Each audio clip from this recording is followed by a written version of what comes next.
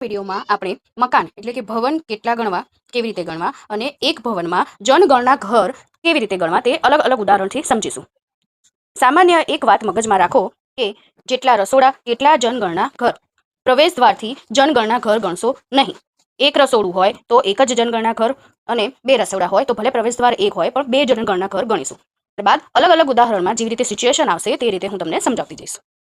બીજું, આ વિડીયોમાં આપણે ભવન નંબર અને જનગણના ઘર નંબર કેટલા લખીશું અને ક્યાં લખીશું તે પણ જોતા જઈશું.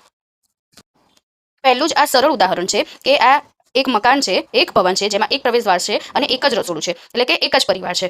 તો અહીં ભવન પણ એક થશે અને જનગણના ઘર પણ એક જ થશે. આ આપણું પહેલું જ ઘર છે તો અહીં આપણે એન્ટ્રી ગેટ પર CN1 અને જનગણના ઘર નંબર 0001 લખીશું.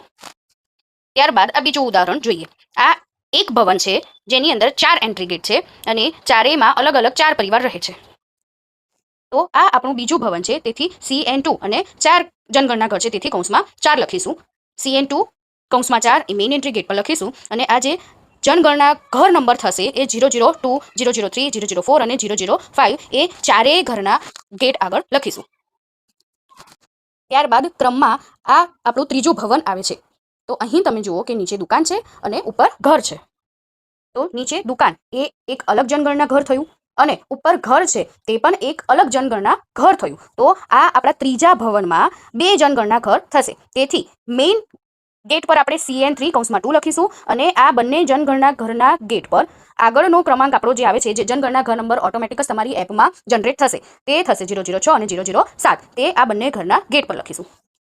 ચલો હવે આગળ જતા આ આપણું ચોથું ભવન છે. આ જે ચોથું ભવન છે તે હાઈ રાઇઝ બિલ્ડિંગ છે કે જેમાં 10 એન્ટ્રી ગેટ છે અને એ 10 માળ પર 10 પરિવાર રહે છે. તો તે ભવન નંબર આપણો શું થશે? ક્રમ મુજબ ચોથો આવે છે તેથી CN4 અને 10 પરિવાર છે તેથી કૌંસમાં આપણે 10 લખીશું. CN4 કૌંસમાં 10 તે આપણે મેઇન એન્ટ્રી ગેટ પર લખીશું અને એપમાં એન્ટ્રી કર્યા બાદ જે જનગણના ઘર નંબર જનરેટ થશે તે 10 ઘરના ગેટ પર જનગણના ઘર નંબર લખી દઈશું. 008 થી 10 ઘરના નંબર આપણે લખતા જઈએ તો 0017 સુધી. હવે આ આપણું પાંચમું ઉદાહરણ છે. આ થોડું સમજવા જેવું ઉદાહરણ છે. અહીં મુખ્ય રહેઠાણ એક જ છે, મતલબ કે એક જ પરિવાર રહે છે પરંતુ તેની અંદર કુલ અલગ અલગ 5 માળખા છે જેમાં એક માળખાનો વપરાશ તેઓ મુખ્ય રહેઠાણ તરીકે કરે છે, બીજું એક નોકર રૂમ છે, ત્રીજું ગેસ્ટ હાઉસ છે, ચોથું ગેરેજ છે અને પાંચમું પેટ હાઉસ. મતલબ આ રીતે અલગ અલગ એક જ પરિવાર આ 5 માળખાનો ઉપયોગ કરે છે. તો આવા કિસ્સામાં પરિવાર ભલે એક જ છે પરંતુ આપણને આપેલી બુકના નિયમ મુજબ અહીં જનગણના ઘર અલગ અલગ ગણવામાં આવશે.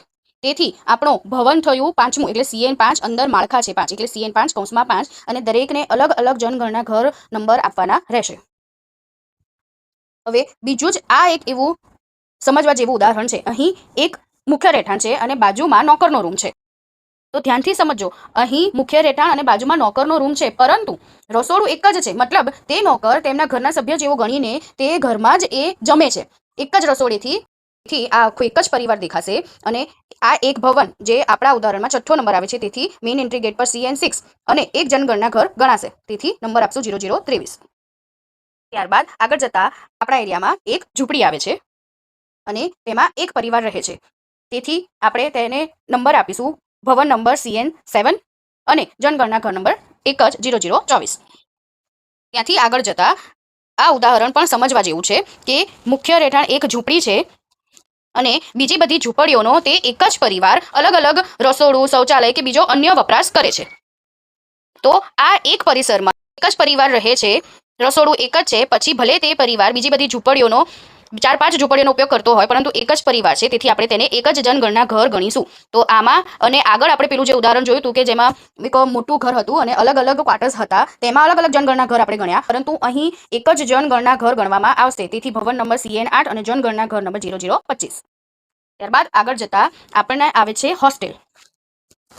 આ હોસ્ટેલમાં મેઇન એન્ટ્રી ગેટ એક છે અને બીજા અલગ અલગ 5 એન્ટ્રી ગેટ તે જ ભવનમાં છે. કુલ 21 વિદ્યાર્થીઓ છે પરંતુ અહીં આપણે હોસ્ટેલમાં ગમે તેટલા વિદ્યાર્થી હોય, ગમે તેટલા એન્ટ્રી ગેટ હોય તે ધ્યાને લેવાના નથી. તે બધા જ વિદ્યાર્થીઓ જો એક રસોડે જમતા હોય તો તેમને આપણે એક જ પરિવાર ગણવાનો છે.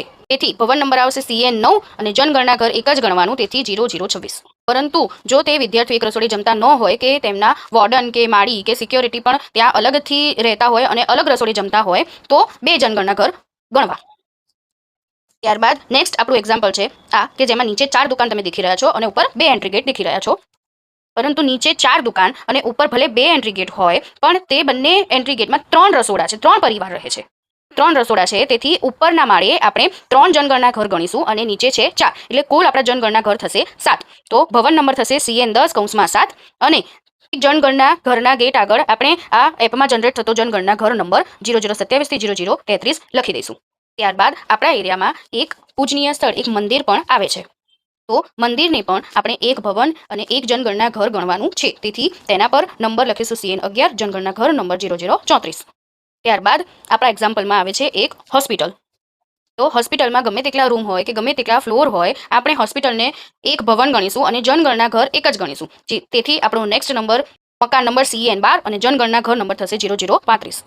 અને ત્યારબાદ આપણું છેલ્લું ભવન આવે છે એક શાળા. તો શાળામાં પણ ગમે તેટલા ગેટ હોય, ગમે તેટલા વિદ્યાર્થી હોય, તેને આપણે એક ભવન અને એક જનગણના ઘર ગણીશું. તેથી નંબર થશે CN13 અને જનગણના ઘર નંબર થશે 0036. તો આમ આપણા એરિયામાં કુલ 13 ભવન આવ્યા, પરંતુ તે 13 ભવનમાં જનગણના ઘર અલગ અલગ કેવી રીતે ગણવા તે તમે જોયું. ભવન થયા 13 અને જનગણના ઘર થયા 36. તો આમ તમે આ વિડીયોમાં જોયું કે જનગણના ઘર નંબર અને મકાન નંબર સમાન થતા નથી, તથા અલગ અલગ મકાનમાં અલગ અલગ ભવનમાં જનગણના ઘર કેવી રીતે આપવા તે પણ તમે જોયું. હવે આ સિવાય જો કોઈ તમને પ્રશ્ન હોય તો તમે તે મને કમેન્ટ બોક્સમાં પૂછી શકો છો. આ મારો HLB એરિયા છે, જેમાં પહેલું જ ઘર છે. તો મોટાભાગના લોકોનો એ ક્વેશ્ચન છે કે આપણે અહીં જનગણના ઘર પર નંબર કેવી રીતે આપીએ, કયો આપીએ? તો મકાન નંબર આપણે આપીશું, અમારું પહેલું જ ઘર છે CN1. હવે કેમ કે આ ઇન્ડિવિજ્યુઅલ ઘર છે એટલે મેં ખાલી 1 લખ્યું, પણ જો આ ફ્લેટ હોય તો તમારે અહીં કૌંસમાં જેટલા પણ ફ્લેટ હોય 10 હોય તો કૌંસમાં 10 લખજો, 12 હોય તો 12 લખજો મકાનના મુખ્ય ગેટ પર. પણ આ મારી સોસાયટીમાં બંગલો છે એટલે પહેલું જ મકાન છે, અહીં બીજું કોઈ ઉપર મકાન નથી એટલે CN1 અને આનો જનગણના ઘર નંબર પણ હું અહીં નીચે લખી દઉં છું.